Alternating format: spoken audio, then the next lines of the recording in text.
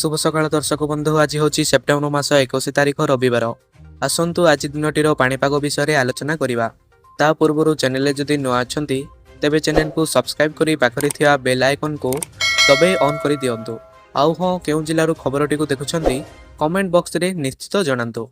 तेज आउ डेरी नक चलतु खबर उपरे नजर पकाइबा। आसुची आउ एक लघुचाप वर्षा भिजा हो पारे दशहरा।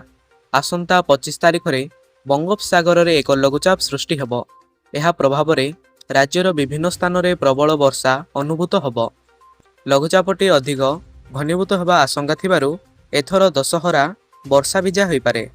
लघुचाप नहीं आईएमडी पक्षर करा जायथिया बेले एहार प्रभाव में 25 रु 3 रु 4 दिन वर्षा हेबार आशंका करा जायछि।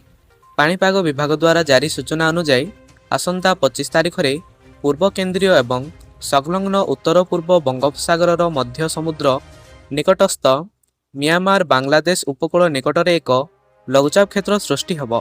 परवर्ती समय यह बंगोपसागर मुहां होई राज्यर विभिन्न उपकूलवर्ती जिलागुड़िक उपरे प्रभाव पकाइब।